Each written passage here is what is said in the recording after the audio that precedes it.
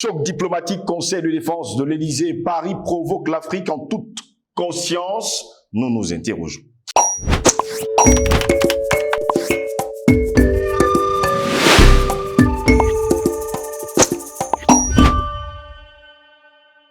Mesdames, Messieurs, c'est toujours un réel plaisir de vous retrouver sur Panafricaniste TV, votre chaîne de télévision qui vous apporte le meilleur de l'information. Bienvenue à toutes et à tous à cette édition de Parole panafricaniste. Eh bien, Mesdames, Messieurs, le Conseil présidentiel pour l'Afrique est une organisation étatique française fondée par Emmanuel Macron, c'était en 2017. Elle réunit des personnalités issues de la société civile, membres ou non de la diaspora africaine.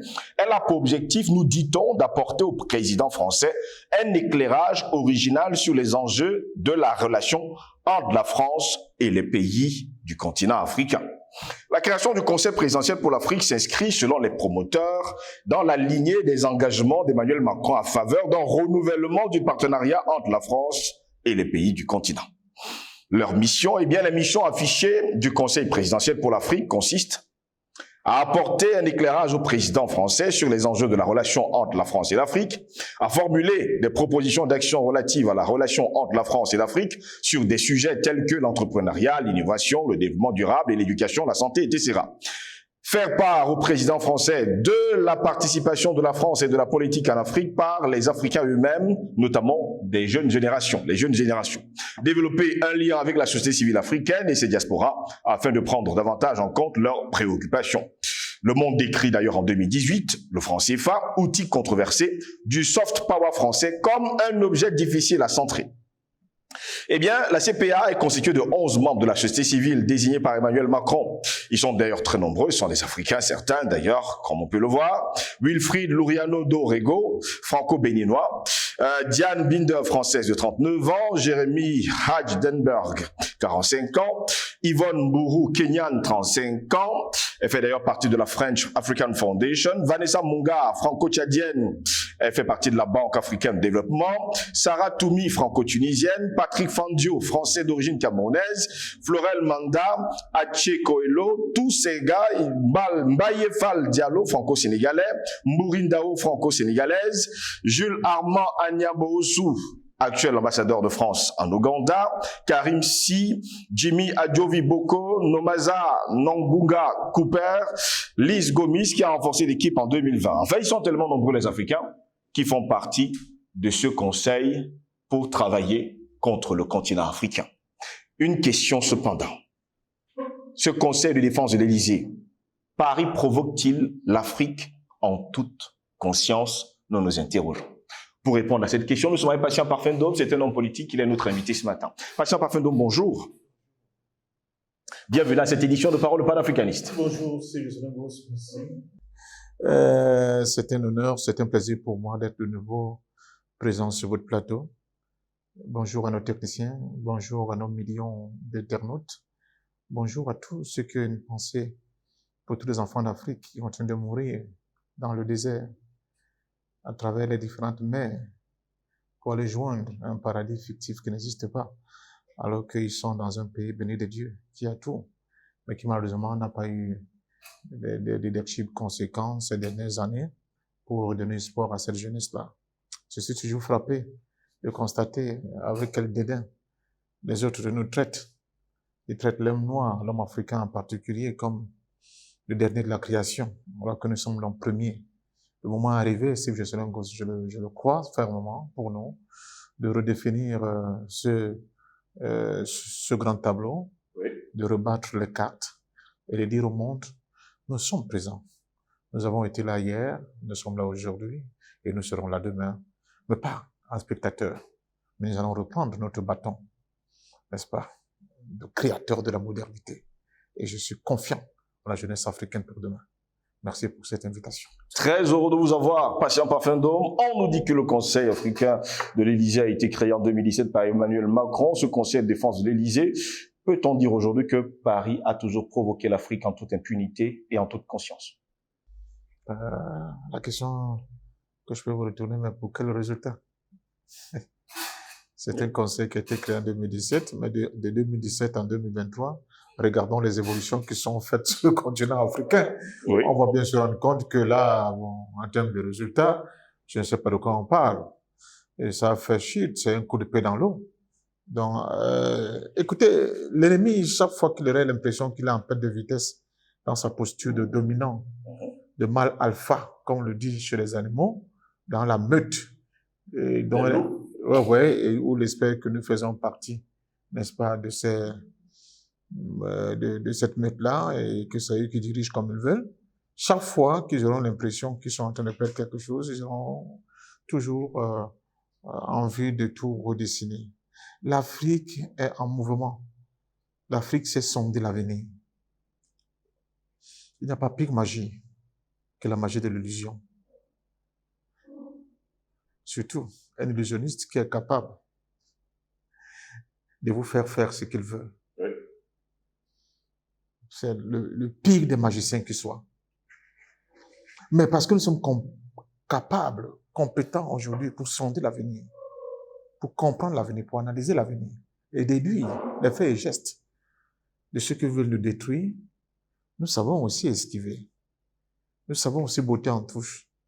Nous savons aussi anticiper sur les plans perfides que les uns et les hommes construisent contre notre propre continent. Plans, pour la plupart, construits avec l'apport des enfants de l'Afrique. C'est pas nouveau. C'est justement ce que j'allais vous poser comme question. Ce sont les enfants de l'Afrique qui font partie justement de ce conseil. On parle même du conseil de défense de l'Élysée, strictement pour l'Afrique. C'est pas nouveau. Depuis la Rome antique, même avant la Rome antique, allez chercher loin dans l'histoire. Ça a toujours été comme ça. Ça a toujours été comme ça. La 5e colonne. Ça a toujours été comme ça. Les nègres de maison. Ça a toujours été comme ça. On vient toujours chercher dans votre confort immédiat des enfants, des éléments pour vous abattre. Même dans la Bible, regardez dans la Bible, tous ceux qui ont été grands et qui sont tombés, c'est ceux qui étaient proches d'eux. De l'histoire de Samson, en passant, il y a beaucoup d'histoires à constater. Dans la vie réelle, dans notre histoire récente, tous nos grands, ils ont été abattus, ou bien directement par des gens à qui ils faisaient confiance, ou indirectement par ces gens-là qui ont servi de bras armés à une conspiration venue de l'extérieur. Il ne faut pas être étonné. Donc là encore, on n'a pas changé.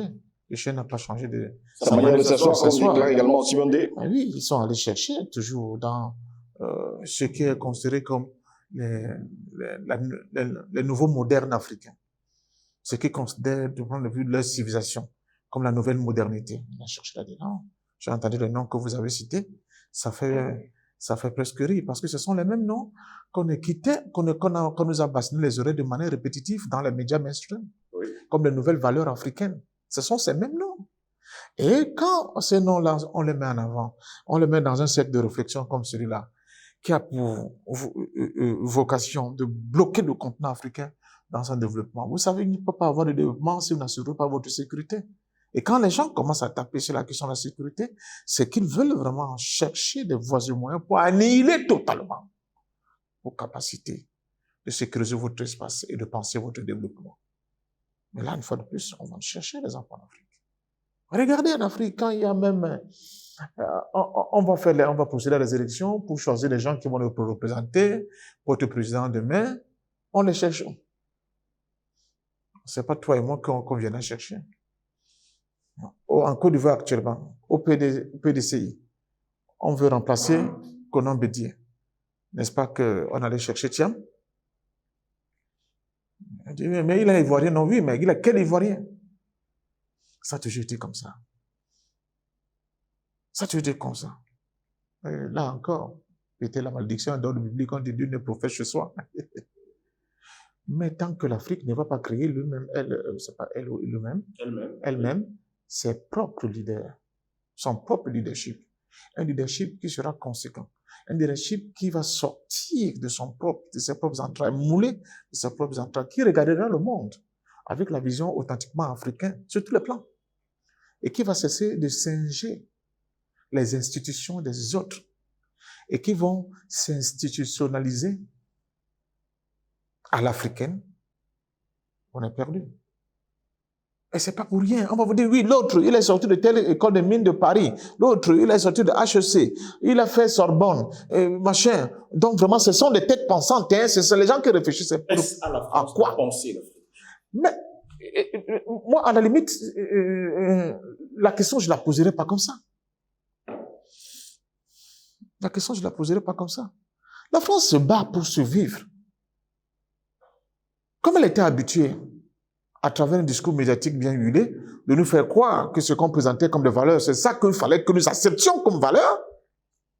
Et alors là, en gosse, ils vont chercher ces gens. Dieu sait qu'ils sont nombreux. Tout le monde n'accepte pas d'être en famille comme toi et moi. Non. Les gens n'acceptent plus d'être en famille. C'est vrai que être en famille n'est pas un projet pour un être humain. Mais partir de là comme sa propre réalité pour la transformer, c'est difficile. L'autre, il faut dire, non, je ne suis pas obligé de passer par cette case-là. Si l'autre me dit aujourd'hui de venir prendre des sommes importantes d'argent avec des commodités de Vous trahissez mon frère, oui, vous trahissez mon continent. Oui, je le ferai. Surtout qu'il le fait avec la conscience que le chemin que nous sommes en train de développer, de vouloir prendre ici, il n'est pas bon. Il en est convaincu. C'est ça le drame. C'est-à-dire que quand vous avez un cerveau lobotomisé, vous avez la certitude que ce que vous faites est bon et que les autres doivent faire pareil. Quand les autres font de la résistance et ne font pas pareil, Oui. c'est fini. Vous leur coupez la tête.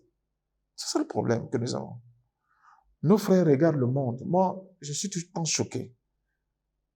Quand je suis à la télé, si je ne regarde pas tes émissions et d'autres émissions qui te ressemblent, je regarde les documentaires. Moitié documentaire animalier, et j'en prends, ça fait des décennies que j'en apprends beaucoup, et des documentaires sur les civilisations, sur les peuples, sur les gens. Et je fais des comparaisons. Je suis mort. Mort. Et moi, je me réveille le matin, je me demande si je me suis vraiment réveillé. Les autres vont très vite. Les autres s'organisent à des niveaux que on ne peut même pas imaginer. Nous, on est encore là, à servir de petits larbins de l'ordre, à une petite France coloniale en déliquescence, sur le plan moral, sur le plan social, sur le plan culturel, sur le plan civilisationnel. Et ce sont nos joyaux, ce qu'on a pensé être nos joyaux, qu'on va recruter pour faire la sale besogne contre leur propre continent, contre leur propre peuple, contre leurs propres frères. Est-ce qu'ils ne sont pas conscients, ceux qu'on recrute comme ça à tour de bras? Ils auront l'impression de continuer d'être dans la sphère de la pyramide qui constitue ce que j'appelle la modernité, le know-how, la capacité de capter du savoir, la capacité de transformer l'environnement, la capacité de sonder et de transformer même l'avenir, à partir du moment où rien de nouveau ne leur sera opposé. Malheureusement, très peu de choses ont été opposées. Imaginez si je sais avant que Panafricanist TV ne naisse, combien d'Africains étaient aveuglés par les discours qui venaient d'ailleurs. Mais depuis qu'il y a Panafricanist TV, on sait qu'il y a des civilistes qui existent et qui sont capables de réfléchir. On sait qu'il y a des patients parfaits d'hommes qui existent et qui sont capables d'analyser, de faire et de proposer des solutions. Donc c'est ça, on dit la nature aura le vide. C'est que chez nous, en Afrique, on ne construit pas sur la base du mérite, des fondements, des piliers de demain. Ces piliers sont, je sais pas, apparemment, tu sors de où tu as été honoré, j'en sais rien. Je n'ai pas tout le descriptif. Mais c'est rare à des moments comme ça. Et ça représente même quoi? Je suis devant une télévision française, j'écoute M. Pascal Praud, ancien commentateur de football, qui subitement est devenu un analyste politique de haut vol. Avec ses consultants. Vous voyez dans quel cadre ces gens-là travaillent. L'entretien, c'est les moyens communs. Mais ils sont là pour défendre une cause qui ne va produire que de l'injustice dans le monde. Qui va tout faire pour reléguer et contenir l'Afrique à la périphérie du développement et du savoir. Qui, sur le plan civilisationnel, continue de nous considérer comme des sous-hommes. Ils nous ont ravalés au rang des bêtes sauvages. C'est ça leur fonction. Alors nous, On veut créer l'alternative. Mais qui le soutient? Et comment? Donc, gosse. C'est quelqu'un qui le disait, on a l'impression que l'Afrique a refusé le développement. J'ai par moment l'impression que l'Afrique a refusé la lutte. Mais je ne peux pas être excessif parce que les Français, dans leur langue, ils disent tout ce qui est excessif est méprisable parce qu'il y a quand même l'Alliance des États du Sahel, bon, les balbutiements de la Centrafrique qui nous font croire quand même que tout n'est pas perdu. Mais avec l'expérience de nos prédécesseurs, les Ounyobe, les Moumié, les Wandje, etc. Quand est-ce que l'Afrique va se penser elle-même et auréoler ses enfants en leur donnant ce qu'il faut pour qu'ils développent justement le continent? Quand nous serons capables de dupliquer des milliers de résistances comme la résistance que tu organises au quotidien sur ton plateau, quand nous serons capables de dupliquer ces millions de résistances qui vont naître, qui vont créer des résistances maintenant non seulement idéologiques, mais aussi pratiques sur le terrain, je pense que nous serons capables de répondre à cette question. Mais, si une fois de plus, nos centres d'intérêt, c'est d'avoir les influenceuses qui ont des ongles qui ont 7 mètres de long, d'avoir des jeunes qui jouent au pari foot toute la nuit. Toute la journée.